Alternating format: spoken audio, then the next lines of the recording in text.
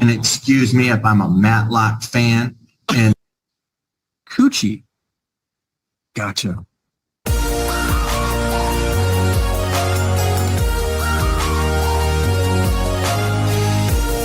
All right, Mr. Campbell, I'm assuming ready on Mr. Goheen Rango. That's correct, Your Honor. Morning, Mr. Goheen Rango. Okay, most of this is Alyssa's fault. I thought the guy at top right was the Matlock fan. Apparently it's not, or at least that's what Alyssa says. He's not the Matlock fan, but close enough. Close enough for our purposes. Mr. Judge Wheeler. Yep. Go ahead, And Mr. Campbell. everybody. I don't, I'm sure Your Honor may recall some of the discussion in last hearings regards to defense's motion for counsel's request to withdraw. I've had opportunity to speak with Mr. Goheen Rango in custody since that last hearing last week. I still have a good faith basis to indicate there is not a pathway moving forward to repair our relationship, in my opinion. The client, I believe, over my objection, wants to make an oral record of his own. So I'll defer to him if he's going to do that, but did provide him an opportunity for me to provide to the court his presentation to protect his right to remain silent. But ultimately, I believe that there is the perception of an unwaivable conflict based off of the client's statement that I waived his attorney-client privilege, damaging his case. And even if I disagree with that assessment, there are certain waivable conflicts that I am not capable of overcoming these conflicts with the client. In my opinion, I don't believe the client is able of overcoming my concerns. And so those are the grounds upon which I'm seeking to withdraw. I have done a little bit of research on the case law surrounding these types of circumstances where a client is objecting. This poor guy has a rough day. This isn't the only client. You'll see another one too. He's perfectly reasonable, but this is what this is what you get when you go into criminal defense. You just get abuse. That's all there is to it. Potentially to counsel's withdrawal. I have not. I could, if Your Honor has concerns about that, I can put those into writing or recall the matter. But ultimately, I believe that at this point, my counsel of Mr. Goheen Rango should be ordered withdrawn, and counsel should be substituted in for his trial in these matters. Let me ask you, I am going to allow Mr. Campbell to withdraw. Mr. Goheen Rango, I was present in court when you elicited that attorney-client privilege had been violated, and that you felt prejudiced by that. I don't think we can walk that back. That was on the record and part of the court proceedings several weeks ago. So I'm going to grant Mr. Campbell's motion to withdraw. My question, Mr. Goheen Rango, because I know it had been floated to the court two different ways. One way was that you were choosing to represent yourself now. The second would be if you are asking the court to assign you a new attorney. So my first question is, are you planning to represent yourself at this stage, or are you asking the court to appoint you another attorney? That's a really good question. That kind of cuts me off from what my train of thought was going. I had a question that maybe should go before that question, but I was just wondering. All right. I dispute that there was an actual train of thought. Is that all that's necessary for a judge to remove an attorney? Is that just whether it's true or not? Someone who's been accused of a crime can just simply mention that he believes that an attorney has violated his attorney-client privilege, and that's all it takes to have that attorney removed? No, because even prior to that time, you were expressing to the court that very day that you believed that Mr. Campbell was not working in your best interest. Okay. That apparently that morning there had been some conflict between you and Mr. Campbell of some nature prior to the court proceeding. Again, I'm not privy to that. It sounded like both Yeah. people. There had a was meeting. no conflict. There was no Again, conflict. But again, after that proceeding, after Mr. Campbell's statements on the record, your statements on the record were that your attorney-client privilege had been violated, which is not revocable. I can't ask why it was violated because again, that's attorney-client privilege. So Okay. you invoked that in open court after Okay. it was already the perception of the court that the relationship between you and Mr. Campbell had broken down. So again, Okay. the court can withdraw an attorney based on the intractability of the relationship between the defense attorney and the defendant. But I think Okay. when we add on top of that, also statements that attorney-client privilege had been violated and there was an intractable relationship at that stage, I think that seals the deal. So Okay. I didn't know. I definitely wouldn't have said those things had I known that this would be the consequence. My concern with it, if I can recollect where my train of thought was that day, was I thought he had mentioned a few details that I didn't want mentioned on the court. I think if I went back, And I again, we're believe not going to go into that today because if indeed those details were subject to attorney-client privilege, we're not going to restate them and point out to them which ones you thought they were. Because again, you'd be invoking things that you said were privileged to the court on the record in open court. Okay. So where we are going with this is a very simple question. Are you Yeah. asking to represent yourself moving forward, or are you asking the court to assign you another attorney?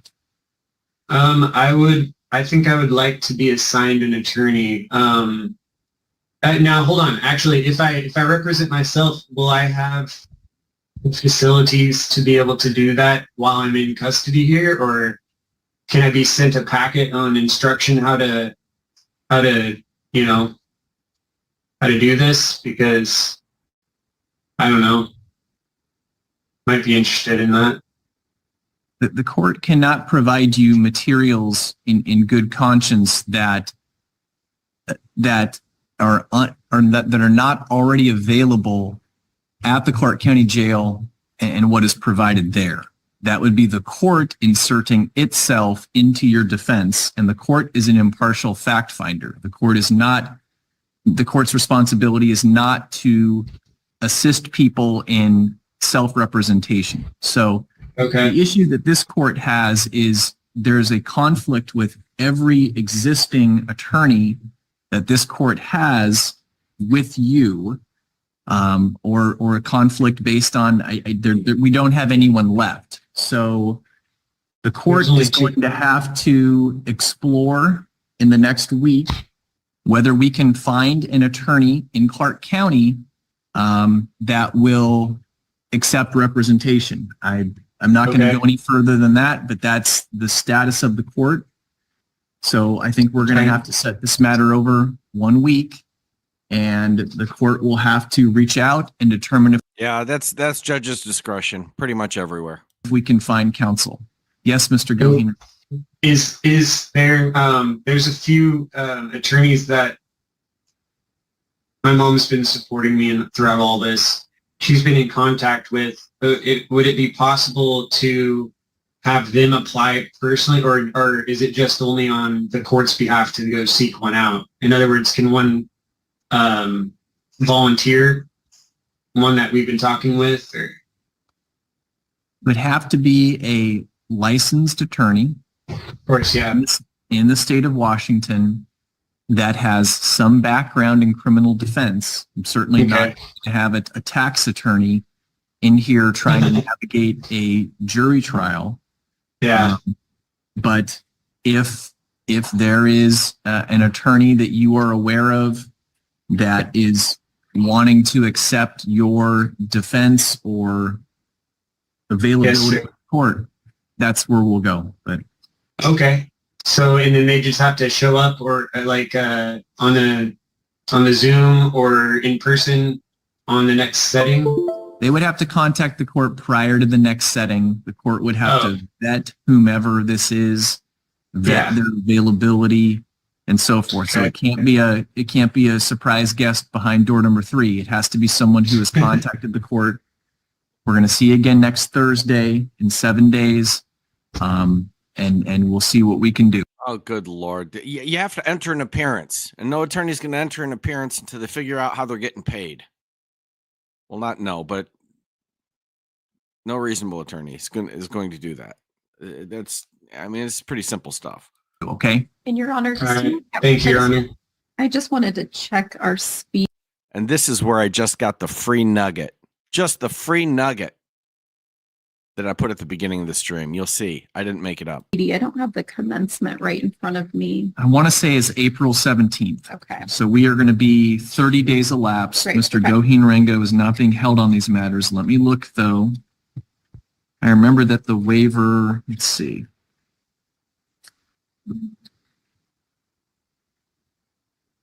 I haven't entered. April 17th, 2025, entered February 20th, 2025. Thank so you. we Okay. are 32 days elapsed next Thursday, the 15th. Ms. Carmi, do you have an objection of this matter coming back next week? I know that you are not personally going to be present for, I suppose, the assignment of counsel. My recollection, if we have withdrawal, is that speedy trial will recommence with the assigning of a new attorney. Yeah, I have no objection to this being heard next week. Okay. All right, Mr. Goheen Rango, we are going to see you next week, sir, and we will work on getting you counsel. Thank you. Thank you, Your Honor. Yep. Thank you, Ms. Carmi. Thank you. Thank you, Brandon, if you're still there. Wait for it. It's good. Ashley Kotji. I know. I'm sorry, Ashley. Coochie. Gotcha. So, Ms. Coochie, you're making a first appearance arraignment on a driving while suspended. Remember, you look marvelous. All right. Mr. Thompson, you're here. Don't worry. Don't worry. I've already got it under control. You'll be hearing. Coochie. Gotcha. Here today to be arraigned on 3 misdemeanor charges brought by the City of East Lansing against you. They allege that on April 19th, 2025 at approximately 11:12 p.m. in the City of East Lansing on Abbott Road at or near Saginaw Street. The first misdemeanor charge against you is that you drove while your license was expired. The second misdemeanor charge against you is that you failed to produce proof of insurance.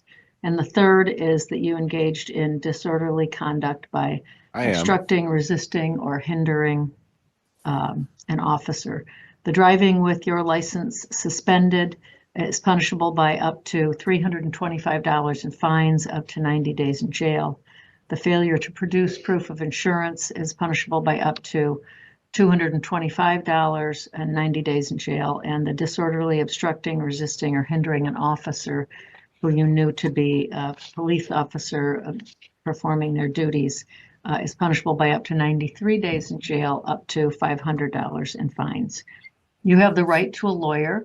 Are you planning on hiring your own lawyer, representing yourself, or would you like to have the public defender represent you at either no cost to you or a low negotiated cost to you? That's between you and the public defender's office. Because you have the right to attorney. Which option would you like to exercise? I will be obtaining and retaining my own agent. Okay. Do you know the name of your lawyer? Is it someone you've used before? No, I don't know Okay. currently at the moment. So you'll be hiring someone. Yes. Okay. All right. You have the right to. All right. So Alyssa sent this, and then she's thinking, is he soft sit? Which I can't tell yet from seeing this, but that is, he doesn't refer to it as an attorney, but an agent, and that puts him right in the ballpark. We'll find out. Remain silent. You shouldn't say anything about the events that were involved in on the night of these 3 charges. You have the right to a jury trial, and along with a jury trial, you have some important constitutional rights. You have the right to cross-examine the prosecutor's witnesses. You have the right to call your own witnesses. You have the right to testify on your own behalf or to remain silent. And you have the right to be presumed innocent unless you're proven guilty beyond a reasonable doubt. Generally, when people are not represented by a lawyer at their arraignment, they plead not guilty so that they have some time to talk with their lawyer about what to do next and how to plead. So how would you like to plead, sir? I plead not guilty.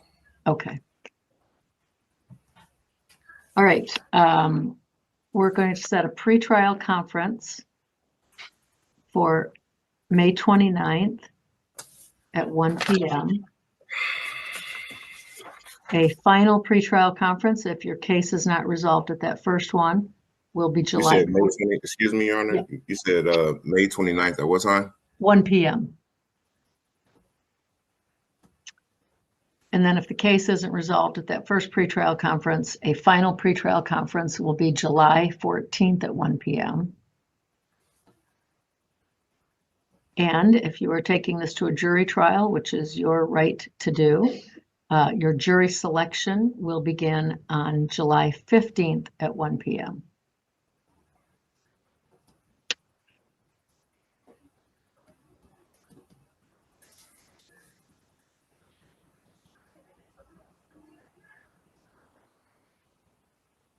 Now, it's my obligation, Mr. Thompson, to set your bail, and because you have Ms. Vachon here, you can ask her to represent you for just purposes of the bail setting. These are 3 misdemeanor charges. I don't know, because this is just an appearance ticket, what the facts are regarding I the. received a notice to appear for 2 things. I didn't receive a notice for 3 things. I got a notice right here in front of me for driving while license expired and disorderly Obstructing, resisting, hindering. Yeah, so I just want to know, how could some rookie cadets, charge me with disorderly? And I have just what I was about to say in terms of setting. You got some 22-year-old teenagers basically with firearms pumped up on Red Bull, look like they nose a little bit powdery, saying that I'm resisting when I'm being pulled over for. All right, straight to conjugation camp. But let's just start that just as a pretrial matter. A civil infraction due to a payment for a child. So me resisting anything just doesn't even seem fit at the end of the day. So I would like to exercise my right to examine everything. I definitely would like to see body cam. I would like the body cam footage from the officers from the scene. I definitely would like the officers drug tested as well and put on the ready list. Okay. You have the right to discovery and to see the body cam footage. Yes. I know none of the facts, the ages of the officers. They were 22 years old, each one. Let me finish for a second. Okay. I don't know any of the facts because I just have an appearance ticket. There was not a warrant issued with this. There are a couple of different ways for officers to bring misdemeanor charges. One is to actually fill out a warrant stating all of the facts, like whether the defendant ran or refused to give their real name. All of those are just examples.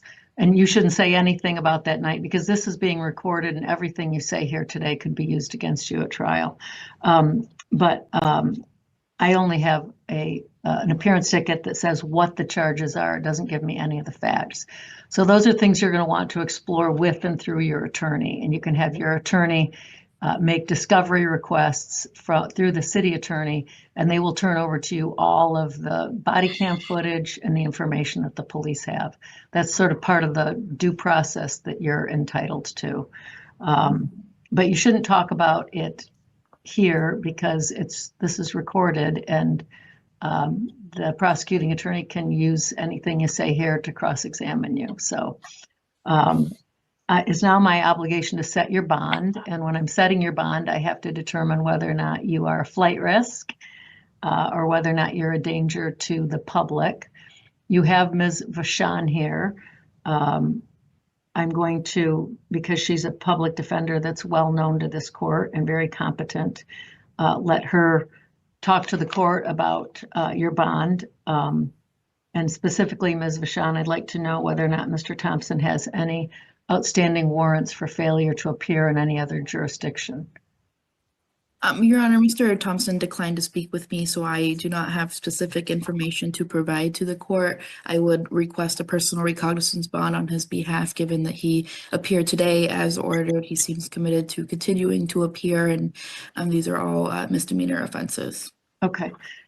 So do you understand, Mr. Thompson? She's asking for a personal recognizance bond, which means that I don't make you pay any money to stay out of the custody of the court. That's pretty typical in a misdemeanor case, especially when they're nonviolent, although I don't know whether the obstructing, resisting, or hindering involved any physical acts. And you shouldn't say anything about it right now, really, honestly. Have you ever failed to appear in front of another court? No. Okay. And do you have a lease or a mortgage or a job or anything that ties you to this community that gives me security that you'll appear for all those dates that I set, your pretrial conference and your final pretrial conference? Yes. Okay. Can you tell me specifically, is your name on a lease or a mortgage or either one? I pay child support. I can't go nowhere. Okay. Do you have a job here in town? Yes. Do you have family here in town? Yes. Okay. Born and raised here for 42 years. Okay. All right. I'm going to just order a $500 personal recognizance bond. That means you don't have to pay anything. You're released on your personal recognizance. But because the allegations are that you drove while your license was expired, I'm going to make as a condition of that bond that you do no unlawful driving, which means that I have a contestment to that because that's how I work. I'm employed. I drive for employment. Okay, well, you got to get your license. You got to get your license up to date before you drive. The reason why my license is suspended is not because I haven't paid anything. It was due to a child support contestment, and I've contacted the offices, and we have consolidated that matter. So I'm just waiting for some papers from them, and then I'll be able to take care of that. So making any restrictions on my driving would prevent me from being able to earn income. But I can't allow you. The first condition of all bonds is that you can't violate the laws of any. I'm not violating the law. Okay. All right. Okay. So no unlawful driving, $500 personal recognizance bond. We'll see you at your pretrial on May 29th at 1 p.m. Thanks to all of you. Talk about my driving. Okay, sir, you're all set to leave. Thank you. Thank you. Fuck you. You had to say it.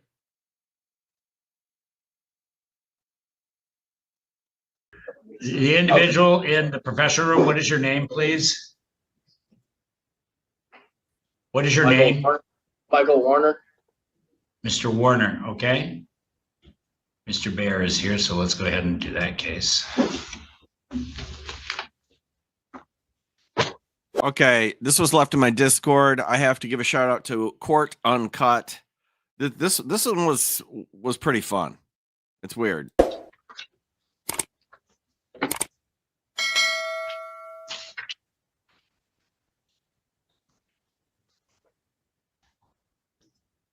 Go on the record in the matter of the people state of Michigan versus Michael Warner, file 2508. Link to the channel and video in the description. 12FY. And on behalf of the defendant, Mr. Beyer, you want to place your appearance in the record, please? Yes, Your Honor. Attorney Jeremy Beyer for Michael Warner. And on behalf of the people? Mike Zakurzeki, appearing for the people. All right, and Mr. Warner, state your name, please. Michael Lauren Warner II. All right. We're here today for sentencing, so Mr. Zakurzeki. Yes, thank you, Your Honor. I do not see a response to our victim statement. However, I'm looking at these notes. What we would recommend is probation in this matter with no contact staying in place given the recent bond violation.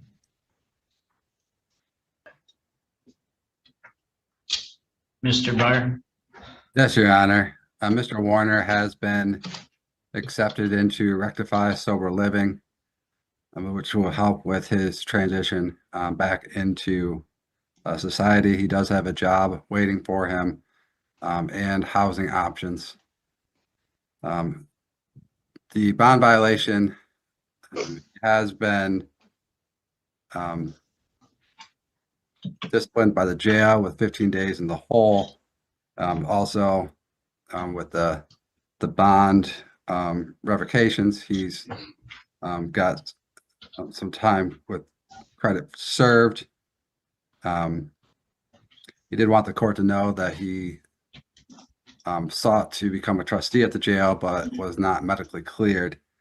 I would ask the jail to consider credit for time served and probation. We did discuss the pre-sentencing investigation. I'd ask the court to not follow that recommendation and issue a lower jail term in this matter with probation. I do feel that Mr. Warner would benefit from probation. He is also facing new charges. So I want the court to be aware of that based on the bond violations. So he is being further well, he's addressing that further, is what I should say. I'm not sure how I wanted to word that, but like I said, we'd ask the court for credit for time. I did not hear I didn't hear that. I was kind of getting mixed up in my words, but he is going to have to address the bond violation further beyond what he's already faced with this court due to the new charges. And for all those reasons, I'd ask the court to consider probation with credit for time served in this matter. Thank you.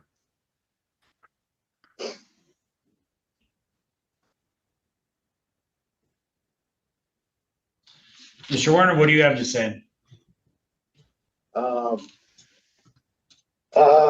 I had to apologize to the victim and her family, my ex-girlfriend, Holly Alexander. I never wanted any of this to happen. The day it happened was like a blur, and all I can remember is it was her son's birthday, and I just remember getting taken out of the apartment in handcuffs and seeing her son, and that sticks with me the most.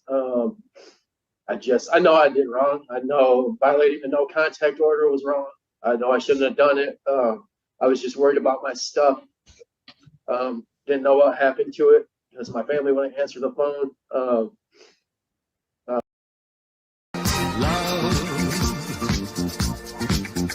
Exciting and new. Coochie. Gotcha.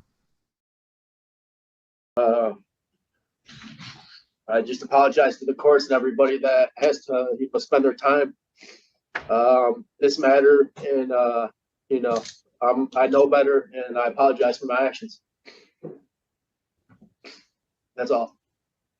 All right.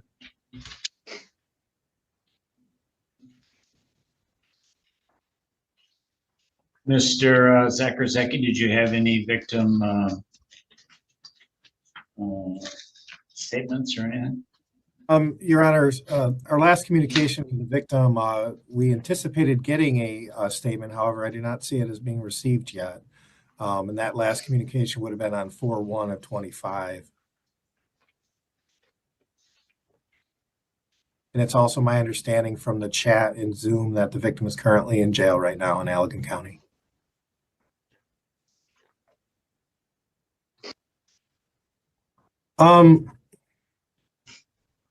No. Go ahead. Found something that from Holly Alexander that may very well be, if the court would allow me to read it, I don't have a clear indication if I want it read or not, but just to be safe, I can read it. My name is Holly Alexander, and my friend is writing this letter for me because I have a disability with my writing hand and my wrist, but there are my words. This is my words. This letter is regarding to sentencing Michael Warner on May 6th. I would like to have some input. Michael and I have been together since last September. He was an absolute gentleman from the moment I met him. He has a giving heart and loves people genuinely. My relationship prior to him was physically and verbally abusive, and he has always made me feel safe. Last year, March, before I was ever in Michael's life, he had been hospitalized with a disease called CVST, cerebral venous thrombosis. Basically, he spent a whole month being sick with bacterial infection when it turned into a stroke, which blood clot in his brain. I went to all his appointments with him and spoke to his doctors, and they always told me to watch to see changes in him. And he himself broke down many times about how he feels like he lost himself. He doesn't know who he is anymore. I just know it has taken a significant toll on him. When this incident occurred, I had to take a little responsibility myself. On numerous times, Michael wanted to leave, and I blocked the door, begging him to stay. We began yelling at each other, and the neighbors called the cops. His mother and I are very close, and she tells me that every time she speaks to him, he cries and says he's sorry. He just completed 2 years of parole without one mistake, and now I feel so bad he is locked back up. He is a great person now, and I am in no way scared of him. He has always protected me, and I feel he has served more than enough time. I'm sorry for all of this, and I hope you give him a chance with probation and/or anger management. That I gave Ms. Milligan, I'm assuming bacterial vaginosis. That's the end. And you know what that was? Mr. Warner, that sounded very familiar to you, didn't it? Yes. Because you wrote it. With her help, yes. Those are her words. Wow, I am absolutely flabbergasted that. All right.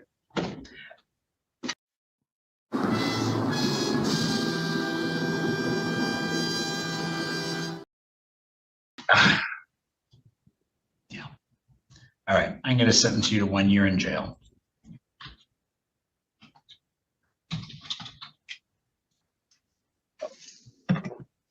I apologize for reading that, Your Honor. Okay. Bye-bye now. All right, you're all set. You can leave the court.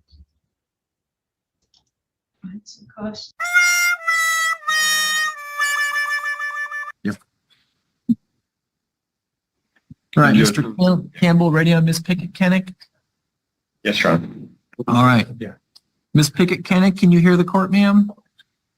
I fired my attorney last week, so I don't even know why he's over here trying to represent me. Oh, yes. Our boy Brandon is back. This is later in the same call.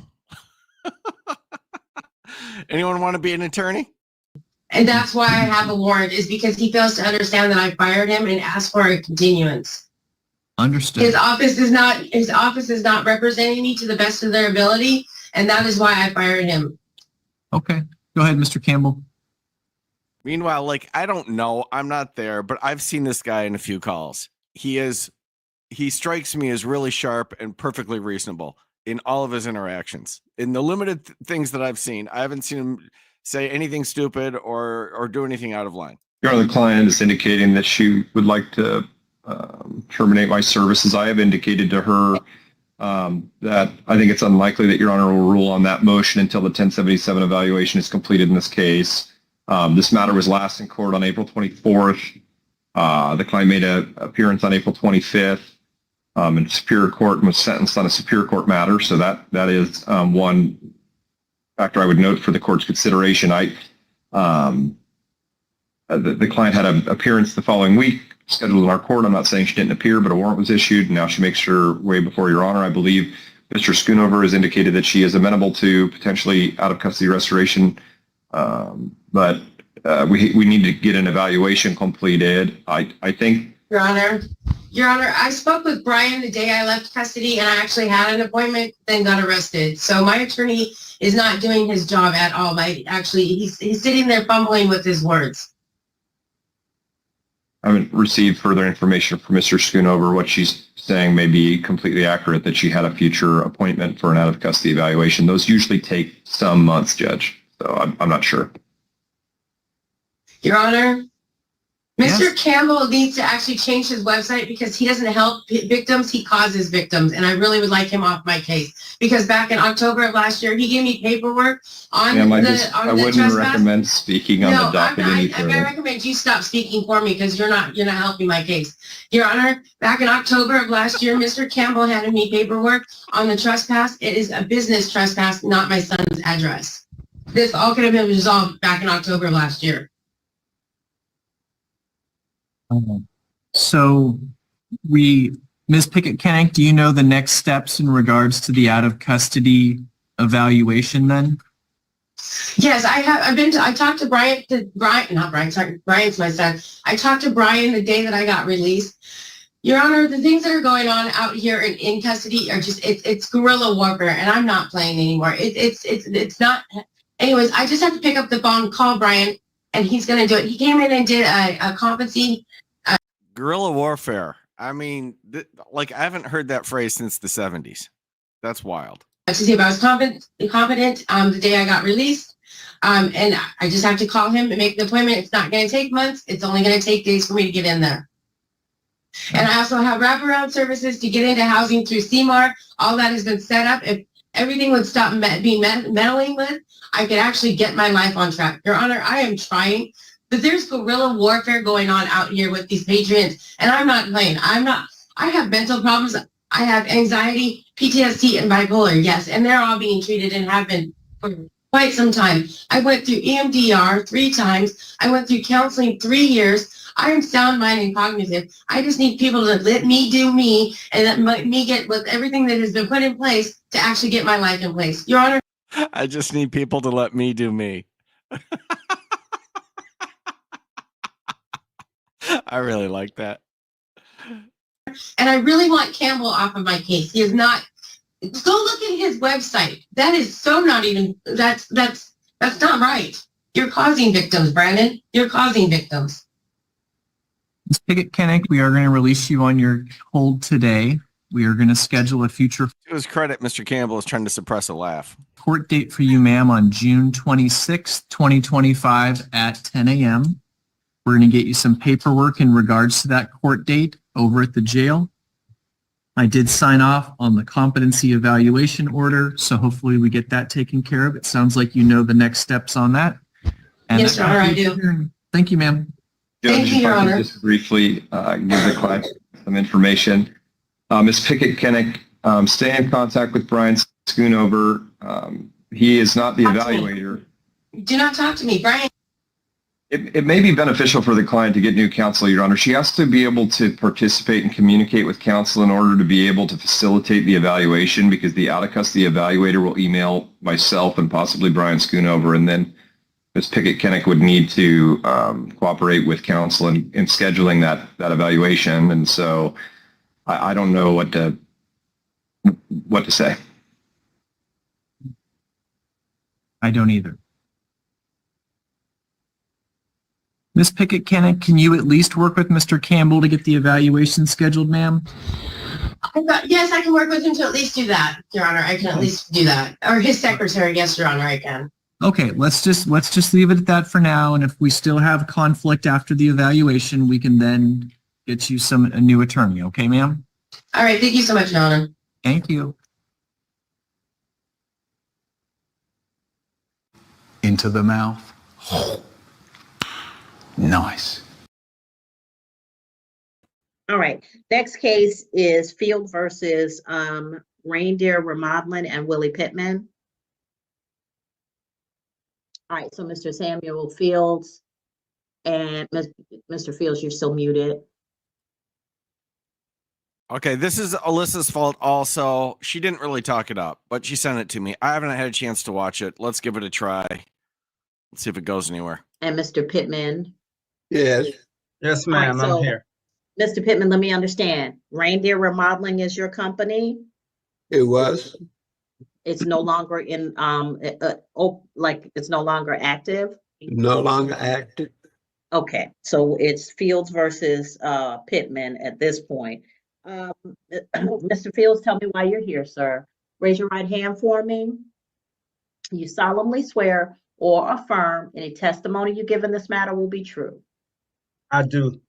All right, you can put your hand down. All right, so Mr. Fields, tell me what's going on. On March 1st, I contend that I went into contract with Reindeer Marlin and Mr. Pittman. And March 1st of what year, sir? March 1st of 2024. Okay. And I went into contract with Mr. Pittman to do some upgrades on my house. And we signed a contract. I think it was about $38,000 or something like that for the original contract. Once the work started,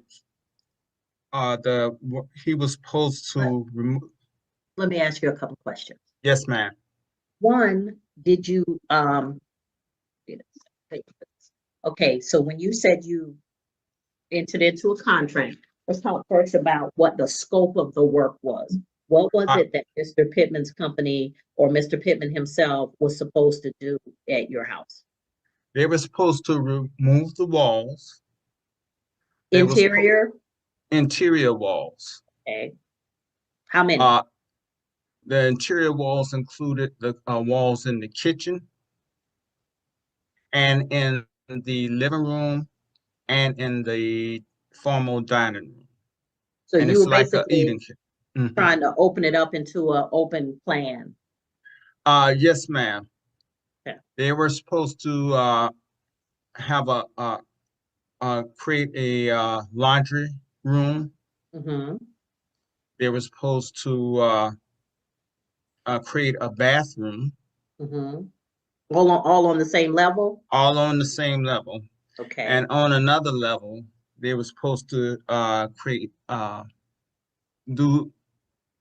install some floors Mm-hmm. and the stairwell. And they were supposed to install a countertop, a countertop on the kitchen island. Mm-hmm. And they were supposed to install some doors with associated with those rooms. And they were supposed to do some what you call that molding, the crown molding. Okay. In those rooms. All right. And they were supposed to create some lighting, some LED lighting in the rooms, remove the old lighting and put the LED lighting in there. Okay. Mr. Okay, that's the scope of the work. How long was this supposed to take? This was supposed to take 1 month. Okay. But they never did complete the job. Okay. All right. So did you pay anything at what amounts have been paid and at what intervals? At the beginning, the agreement was to pay half of the $38,000, and I gave him approximately $18,000. Why were we paying half for work not done yet? Yes. Why?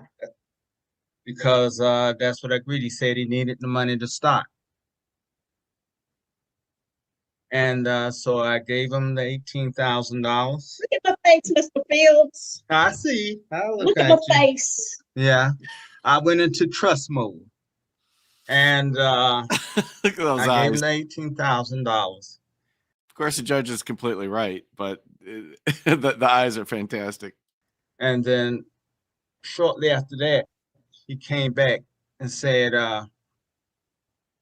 he needed more money. Of course he did. Had he started anything at that point? Oh yeah, he had started. They came in, and the first thing I asked them to do was remove the walls, but instead of removing the walls, they covered the walls. Mm-hmm. And then he came in and told me that they were gonna he was supposed to install a countertop, but he wanted me to go pay for the countertop.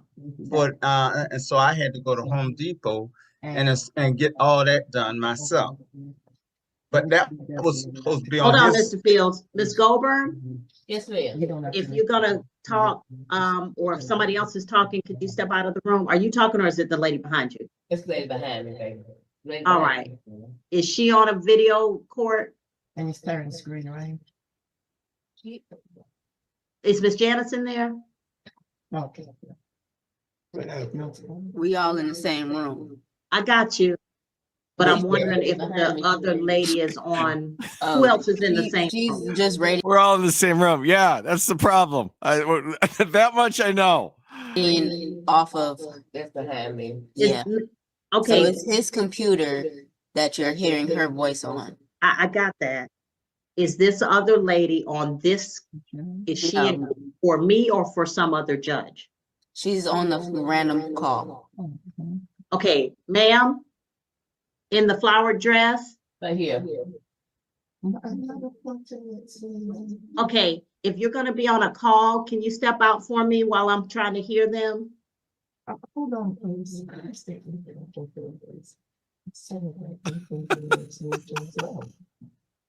This is just chaos.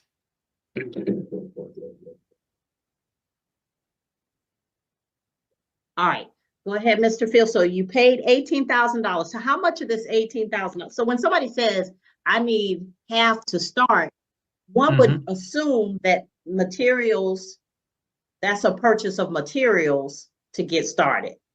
Yeah. Yes. Okay, so how much of this was materials versus labor?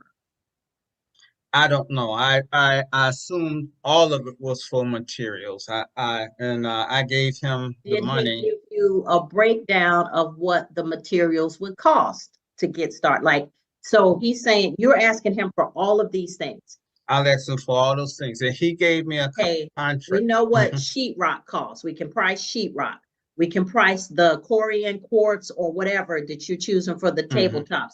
We can price whatever the lights and stuff are gonna be. We can price the flooring. All of those things that can be priced and invoiced. That's right. Did you all do any of that? No, he bought me what he was gonna do, and he said, "This is how much it's gonna cost." And I said, "Okay." I said, "You sure?" And he said, "Yes, that's what he was gonna do." And then the next thing he asked you for was for money for. He asked me to get money for the countertop. Okay, how much was that? That was well over about $6,200. What you have? Gold fleck granite? What you No, have? it was quartz. It was a quartz counter. Well, it was not just, it was a quartz countertop for the whole kitchen. But you said for the islands. I love Judge Hayward. She's just fun. So now we expanding No, the scope of it work? was the island and the countertops Okay. for the all kitchen. right. I'm sorry, I said the island, but I did say countertops. It was Okay. for the island and the countertops. And so it was over $6,200. So I went to Home Depot and I paid them the $6,200. And they came and they sent their own people over there to install it. So he never did do that, but that was on the contract. And so he was supposed to put flooring in one of my top bedrooms.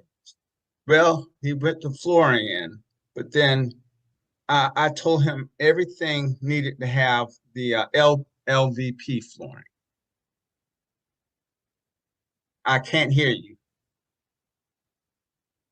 I can't hear you. Hold on. You paid him $18,000 to get started on the job.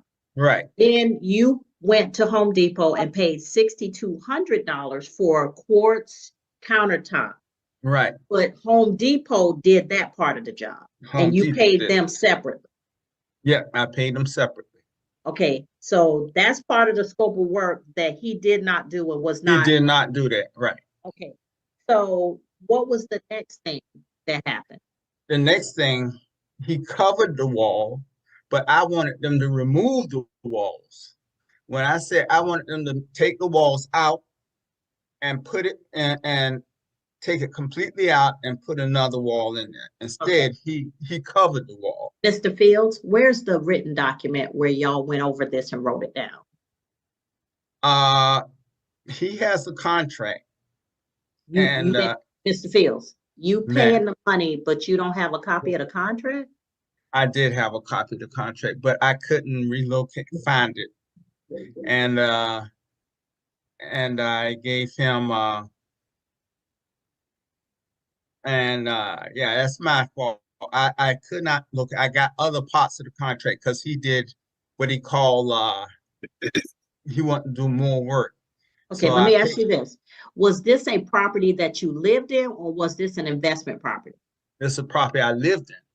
Okay, and you said you wanted him to tear down walls to do a demo. That would assume that we're looking at what's a load-bearing wall, what can be torn down versus what can't be torn down. Now, when I say tear down the wall, it's not poles. It's actually sheetrock. I get that, but okay, so let me make you understand. I come from a construction background. Yes, when ma'am. somebody says they want to tear down a wall, that means the wall no longer exists. I'm looking into the next room. Right. But not, I want to change the sheetrock or I want to repair the sheetrock. I'm talking the joints, studs, everything is gone and there's no wall there. Well, that's what my intent was, for him to have everything removed and only the down to the studs. And you're put a living new in the wall. house and at some point you come in and there's no demolition done. So what happens at that point? He told me that he was going to cover the wall. So I how just you let gonna it. tell you what you paying him $18,000 already on a $30,000 contract, and he's telling you what he's gonna do? That's what he said. He's going to cover the wall. So I just let that go. Why, Mr. Fields? Why are you letting that go? Because I trusted it. I thought it looked fine. I just let it go. Okay, so you said the quartz work, the countertop work was done by Home Depot. What's the next thing? Yes. The next thing was they created an arch. It was like an arch in the wall. In an entryway, yeah. Right, in the entryway. And they created, they did cover the walls. They did and put sheetrock on the wall. Okay, so instead of tearing down the wall, which is what the original scope of work says, right, they are covering the wall with sheetrock. Right, that's what they did. And telling you got to choose a paint color. Right, and they were supposed to paint, and that's the other thing. For walls that should not even have been there. The walls shouldn't have been there. It should have been walls, but they should have put new sheetrock there and painted the walls. Okay, see, you're confusing me. I said, when you tell me remove the walls, that means the walls are gone and I'm looking at an open room, open space. Right. From one room to another. Right. Was it your intention for them to redo the sheetrock or? Right. Okay, that's not what you said. Okay, I'm sorry. I told them to remove the walls and repair and replace the walls. That's what it was. They were supposed to remove the walls and replace the walls. Did they do? They didn't do it. They covered the walls. Okay. All right. We strip the walls down and all I'm looking at is studs. Yeah, that's what my intended, but that's not what they did. So they just put sheetrock on top of sheetrock. Right. That's not right. Okay. All right.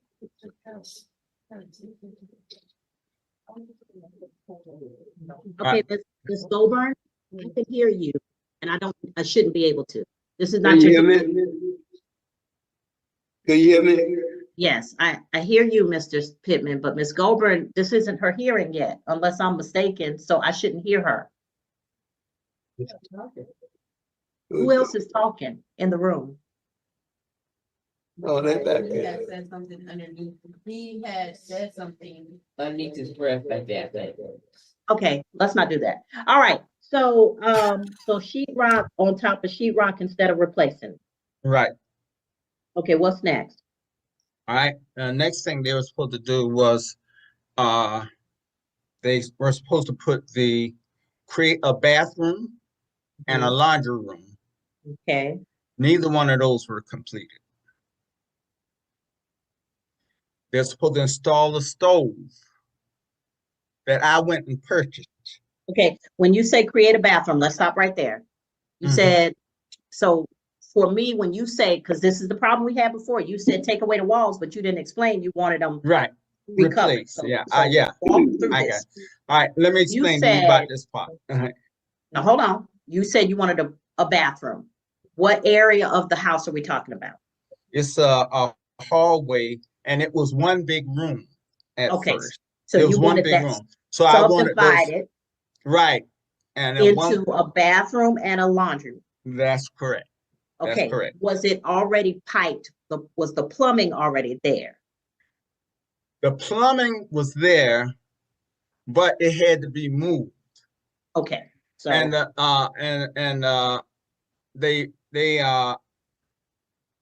it was no wash machine there at the time, and the commode was there, and a sink was there, but all that had to be reconstructed.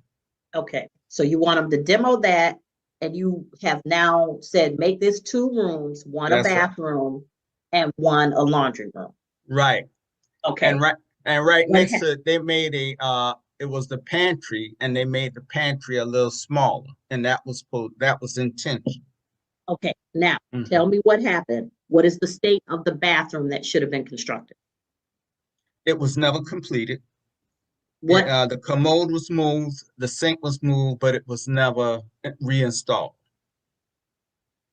You mean the connections for the commode?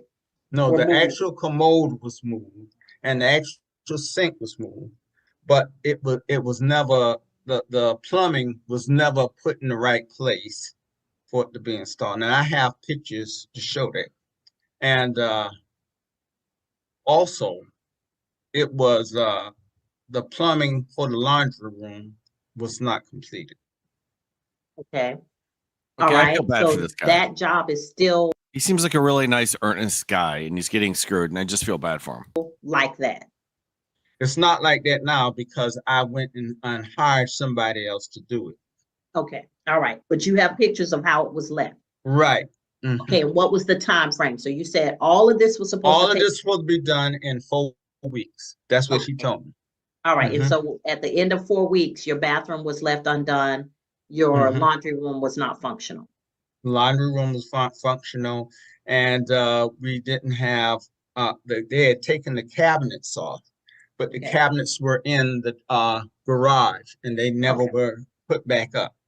All right. So let me go over the scope of work you gave me. So we've already talked about the walls, and you said that sheetrock was placed up instead of the taken down to the studs and re-sheetrock. Okay. Then you said they didn't create the laundry room, they didn't create the bathroom, so they didn't complete those. That's right. Okay, so your next thing is you said they were supposed to install floors. In what area? The floors were supposed to be installed in the upper bedroom, and they did complete that. Another contractor, I guess through him, it came and completed it. But so they subbed out the floors. Right. Did you have to pay additional money for that? I didn't have to pay the additional money for the floors, but he came back and told me that they weren't going to do the risers, the stairs going up there. Right. And I told him I wanted all of that done.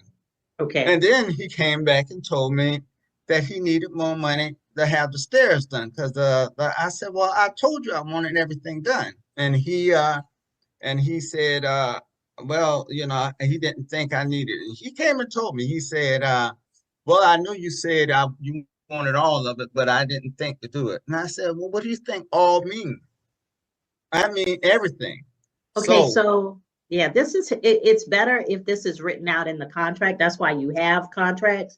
So that when one party says, I didn't think to do it, then the other party can go and put his finger on the wording that says, this is what we agreed to in writing.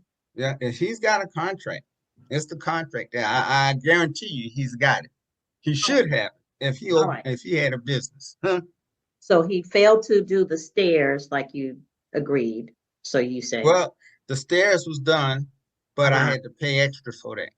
How much extra? A little over $9,000. Excuse me? To do stairs? To put the stairs in there.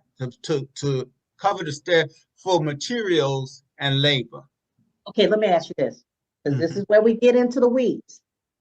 Were there stairs there when he started the job?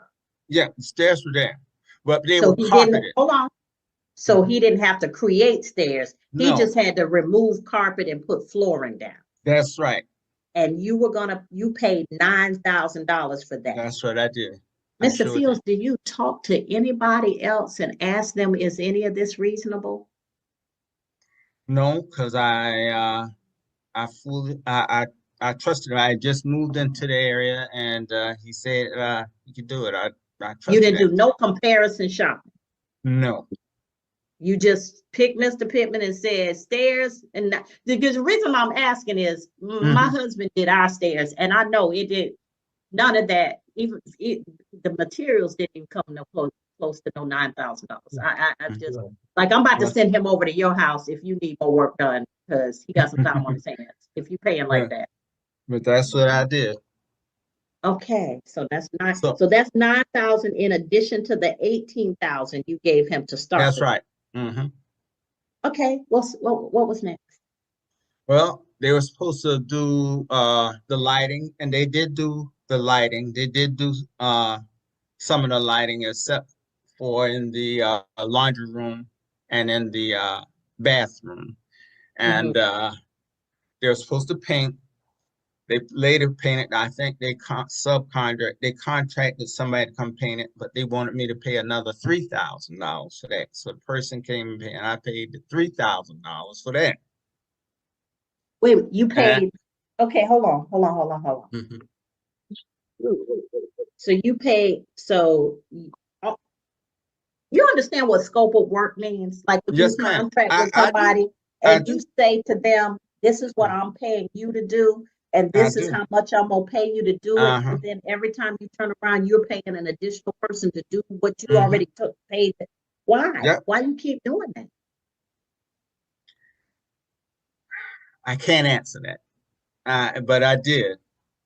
Okay, so this is why I'm asking you these things, Mr. Fields, because at some point we have what we call a novation. In the law, a contract is a meeting of the minds. And so if you and Mr. Pittman agree to the scope of work, that's why I'm breaking all this down, and the amount of money and the duration of time at the beginning of the job, that's the contract.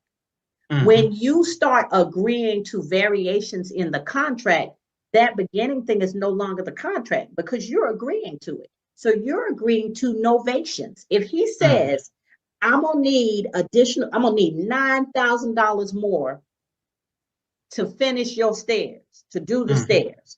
And you say, okay, well, it was in the original scope of work, but if you say I need to pay you $9,000 more to do the stairs, that is what's called a novation because he's saying, this is what I'm gonna need. You already know you've already asked for it in the original contract, but if he offers, I need $9,000 more, and you say, okay, and you pay it, you have done a novation. You've created an entirely new contract with new terms that you're abiding by. Okay. So the reason I'm telling you this is because I assume that the purpose of this hearing is for you to get some money back from Mr. Pittman. Right. But if you agree to these things because you went ahead and paid it, you can't get that money back because that is a novation of the contract. Okay, I understand that, and I do, but I want him to pay me for not finishing the kitchen. He didn't finish the kitchen. How much did you pay to get the kitchen finished?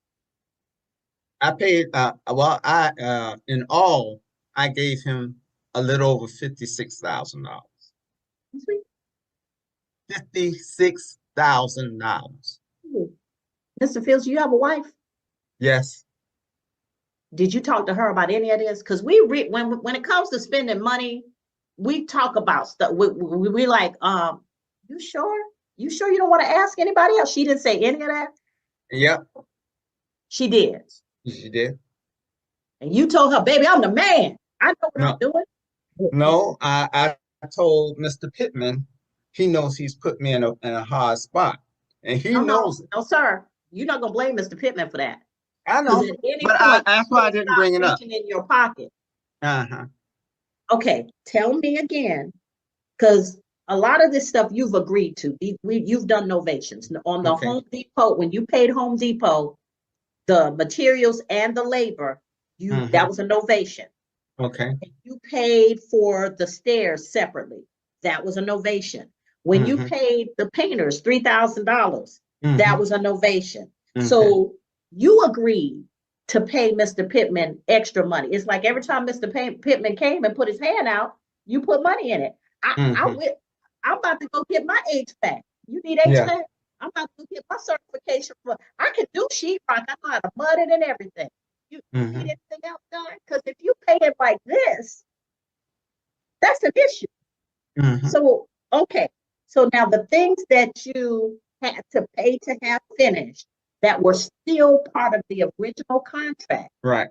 The bathroom, the laundry room, the kitchen. And kitchen. How much did you pay someone else to finish those amounts?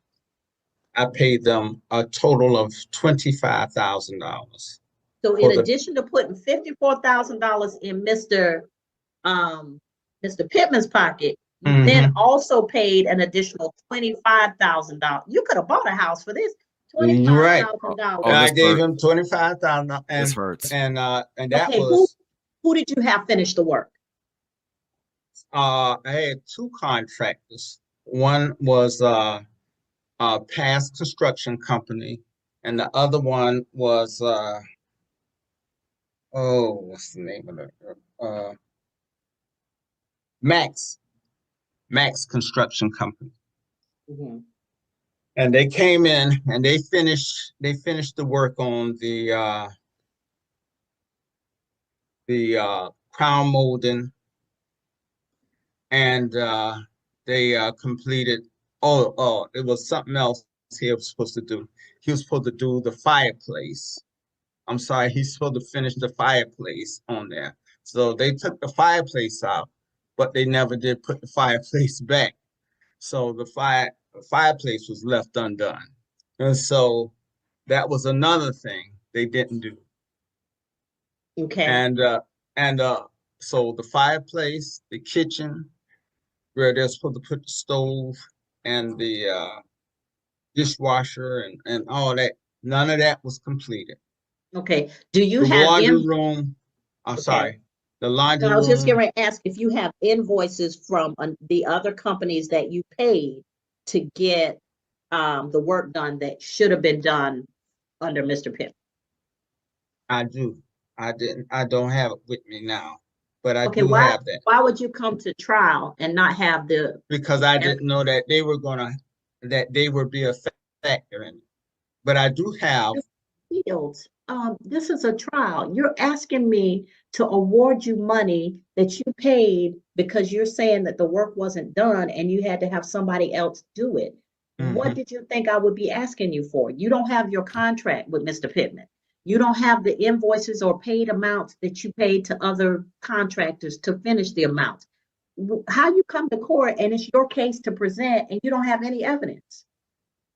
Well, I do have something, and I do have some of the contracts I paid him. Some of the what you paid him? I have the checks. I have the. I don't doubt that you paid him. The problem is what you're asking me for is the difference between the work he should have done and the work you had to pay somebody else to do. That if you paid somebody else to finish the job, that's the value of what you're asking me for. Right. all of those other things where you say, well, I'm gonna give you some extra money. You let so-and-so come in here and do this work. I'm gonna pay them this extra money. That was you creating a novation of the contract. So you created a whole new side contract. You didn't hold him to the terms of the original agreement saying, you Right. agreed to do this. I'm not paying anybody else to do this. You need to That's get right. this done. That's right. You just And kept giving out money. And you're right. I know, and like I said, I've been doing this for 9 years and I got a construction background. You So right. I'm clear on what's supposed to happen. I don't understand how people keep doing this though, just throwing money away instead of, if you went to get tires on your car, you would say, okay, I need 4 tires. Okay, let me call a couple of places and see if they have the particular tire I need and how much it's gonna cost me. I wouldn't just go to the first place that's got tires. But this person comes into your house and you say, okay, I need you to do the work. And at the first sign that they're not doing the work, you just give them more money. Yeah. Okay, so you don't have any invoices from the other people who did the work. No, not with me. Why not? Okay, you at your house. Presumably, why would you Well, have that? I'm not at my house. I'm actually in Orlando, Florida. And when they said this was gonna be virtual, you know, I didn't know I was gonna have to present their information also. But You don't even have the original contract. This is what I'm saying. mhm, You are wholly unprepared. yeah. Mr. Pittman, tell me what's going on. Raise your right hand for me. Do you solemnly swear or affirm any testimony you give in this matter will be true? Yes. All right. He says you didn't finish. You can put your hand down. He says you didn't finish the work and you used subs that he had to pay separately. What's going on? Put your hand down, sir. Everything that he said is absolutely wrong. Okay. The thing that it was, his house, we went there, they wrote these whole things all over the wall. The whole back wall was rough all the way down. And he didn't like the way it was. It was nice and beautiful. And so we said we were going to skim it at first. Okay. So To what make you're the saying walls- is he had some kind of treatment on the walls that made them like Rough, like all the way popcorn seeds. around. Yeah, it Okay. was decorated So- all the way around. He wanted you to take the sheetrock down, re-sheetrock it, and paint them. No. That's what he's saying. That's what he's saying. What does the contract say? The contract said we was going to skim the wall and take the popcorn out of the ceiling. I got Okay. it right here. That's right. Read to me what what it says. Show it. All right. And the reason we went there to look at it is to remove. No, Mr. Pittman. Yeah. I don't want you to tell me what you went to look at it. Somebody's got to give me something in writing that y'all met at the time and y'all agreed to something. So tell me what the paperwork says. This is what I said. Okay, All right. read it to me. Is there remove It's what I said. decorated ropes No, it off isn't. the cabinets and remove backsplash and repair? That's the kitchen. That's the kitchen. And the wall was to be skimmed to make them smooth all the way around. No, he From needs to show the- that. Okay. 'Cause it says replace and remove. Hold on, Mr. Fields. You can't tell me what it says because you don't have a copy All right. of it. I know what it says. But go ahead. It's your burden of proof. Yeah, it's unbelievable that you're bringing this claim without the contract. That would be helpful if you had a copy. I wish I did. Mr. Pittman, hold the thing up to the screen and let's see if I can read it. The whole thing. It's not, hold on, Mr. Fields. Okay. You can't be a shot caller and because you could have had this yourself. Yeah. All right, yeah, I put it all, bring it a little closer. Yeah, I can't read that. Hold on a second. Hold on just a second. Just hold it like that. Hold it up. I can read it now. It says, remove popcorn from ceiling, take out sink, hold it over a little bit to your left. There you go. It's right there. Stop. Okay, so what I'm seeing, hold on a second. Don't do anything yet. Spotlight. Okay, kitchen cabinet work, countertop removal and replace. Remove all rope designs on all cabinets. Remove backsplash and replace. Remove all walls in kitchen, replace all walls in kitchen, living room, dining room, and laundry room. Remove popcorn from ceilings, take out sink, take out toilet to reframe laundry and hallway, reroute washer plumbing and dryer electrical connections. Remove fireplace hurts and replace with a new smokeless fireplace. Close in one bookcase to make a closet. Repair flooring. Okay, yeah, Mr. Pittman, it does not say what you said. It says replace the walls, not skim. That's right. The reason. Okay, Mr. Fields, I done heard from you now. Go ahead and mute because you had your chance to show me the contract. Right. Okay, so Mr. Pittman, why are you telling me the wrong thing? That's not what y'all agreed to. It wasn't what the wall that he was talking about. Mr. Pittman, come on now. Yeah. I've been dealing with construction a long time. Yeah, I know it would take longer to remove all of that and replace it with new sheetrock.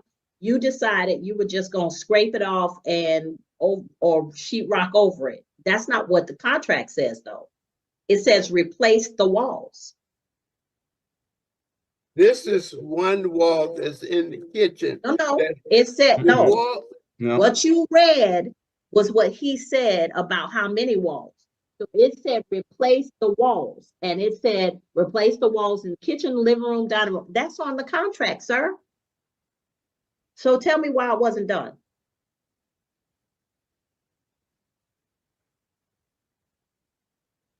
Mr. Pittman, you do not want to be that person that people always talk about contractors are bad. No. So tell me why that work wasn't done. The work was done. Because what was done, sir? Did you take the walls down to the studs? Excuse me? Did you take the walls down to the studs? Did you remove the sheetrock and expose the studs? The wall that he wanted was taken out was in the kitchen area. This is the wall in the kitchen area that he wanted taken out to make it open so his wife could be in the kitchen and look in through from the kitchen to the living room. And okay, where on the contract does it say skim the walls, Mr. Pittman? We told him that at first. He said about. Oh, no, Mr. Pittman, you still not answering my questions. First question I asked you was, tell me did you take it down to the studs? You still haven't told me that. The second question I asked you is, we did take it all down to the stud because it'll cost more money than what. Okay, but he's paying. Obviously, he got money. If he said that's what he wanted, then that's what he wanted. Our agreement. Did you underbid the job? $36,000. You what? For $36,000. That's what you told him you would do the work for. But I told him what to do the work. And okay, Mr. Pittman. Yeah. Okay. First of all, both of y'all are driving me crazy. This is the problem because there was no clear meeting of the minds in the original contract. Mr. Pittman was going to do one thing. Mr. Fields wanted another thing done. And every time they talked, y'all were talking past each other like this. Mr. Pittman, in his contract of knowledge, said, well, I'm not going to take down them walls. I might as well just throw another thing of sheetrock over there or scrape them down. That's just going to be cheaper based on what I quoted him for. So that's where he was. Mr. Fields is thinking he's going to tear them down to the studs so you can see through the walls. And then that's what Mr. Fields said. Then he's going to put up new sheetrock and paint. So y'all didn't understand each other from the beginning. It's amazing anything got done. Second of all, every time y'all talk, You threw in another sub or somebody else had to get paid, and he's handing out money to subs that weren't a part of the contract. So there's no contract for the court to decide. There's no way I can come down on one issue or the other because y'all never had a meeting of the minds. A contract consists of a meeting of the minds between both parties. Offer, meaning I'm offering to do this job for this amount of money in this length of time using these materials, all the specifics. Then acceptance. I'm going to do the job and I'm going to be able to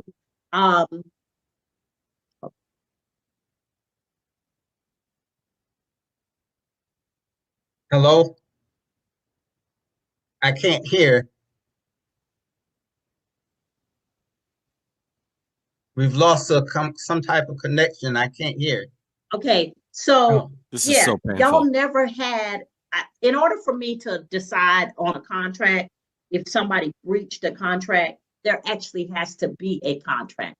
In this case, I mean, this whole thing in Cook County, where I practice, if you have a claim sounding in contract, you have to attach the contract to the complaint or it will be dismissed. Period. End of statement. That's it. It wouldn't get this far. y'all from the beginning did not have a meeting of the minds. So But there we was had never, But Judge, we had a contract. The contract he has no, is what, Mr. Fields, just because you wrote something down doesn't mean y'all understood it. and we Neither signed. one of y'all was working from the same, even what's on the paper. Neither one of y'all were working from the same piece of paper. No, we were working from the same. I told him kept what we changing had on it. that contract is what I wanted, but that's not what he delivered. Mr. Fields, that's not what you paid for either. You paid for different stuff. He was Yeah, supposed but to those be there. additional things. Yeah, but No, sir. but he never did replace the walls. Okay, I'll give He you covered that. the walls, and he never did finish the Okay. kitchen. This is He the never other did part. finish the back. Mr. Fields, Go ahead. this is the other part. Mhm. I don't have any way of knowing the value of each part of your job because y'all didn't cost it out. And that's what I'm saying. Mr. Pittman knows you can cost out a job. You can cost it out based on what the labor is. You can cost it out based on what the materials are going to cost you. When you make certain choices, okay, I'm choosing quartz. Okay, so this amount of quartz is going to cost you this amount of money, especially if you choose this particular one. Part of coming to an agreement in the job is I'm picking this type of quartz. This type of quartz costs this amount of money per square footage. We're going to cost that into the job, and then I know what labor is. Y'all didn't even cost out the job. He had a list of things on a piece of paper, and he said, give me $36,000. And that's what I assumed he knew what he was doing. He's the But you can't- contractor. Mr. Fields, you can't just throw thousands of dollars down the field and say, I assumed he knew what he was doing. Did you check any of his work before? Did you see any of his work for anybody else? No, Did you find out if he was rated with the Better Business Bureau? no, Did you determine if he had ever done this work before ever in life? no. Okay, so what were you trusting? He told me, and he seemed to be an honest person. Right now, he's trying to lie his way through it, but he good seemed to Lord. be an honest person, and so I took him on it. And I should have listened to my wife and not This guy thinks the stripper likes him. deal with it. But I knew in there somewhere was a wife who told you the right thing. Y'all don't listen to us. I knew somewhere in there was a wife who told you the exact right thing to do, and you didn't Right. listen. And you Yeah. know what, Mr. But I'm Fields? disappointed in him more right now because I know And- he's not telling the truth. He knows it. Unfortunately, Mr. Fields, the disappointment is going to be about where we stand on this. Because when I say there was no meeting of the minds, There was not a meeting of the minds in this case, because if there was a meeting of the minds at the point where he didn't take those walls, let's assume that was the first thing to be done. At the point where he didn't take those walls down to the studs, then you didn't stop him and say, hey, this is what the contract says. You didn't take the walls down to the studs. We need to stop right here and look at what the contract says, or else you will be in breach of contract. You know what you did? You said, okay, I'm gonna just go with it. That was a novation. So what I'm saying to you is, at every point that you could have enforced a contract, you didn't. Not every point. At every point. That first point where he didn't take those walls down to the stud, and you understood that that was what the scope of the work was, you let it go. I just accepted it. Mr. Fields, what'd you do for a job, if you don't mind me? Well, right now I don't do anything for a job. I'm retired. I figured you were retired. What did you do before? I was in the military for 24 years. I worked as a government IT professional for another 10 years. All right. So in the government, you familiar with procurement? Yes, I am. Okay. So the government has the benefit of paying for stuff because they have preferred vendors and things, but they basically going to do an RFP. They're going to list it out and they're going to say, who can give me the product I want for the right amount of money and make sure the job gets done, right? Right. Okay. You spent money without doing due diligence. You didn't do an RFP. You didn't find out whether he could do the work. You just decided, Mr. Pittman drove by, you waved him down and said, hey, I got a good $75,000, $80,000 in my pocket that I'm dying to get some work done. Come in and get started.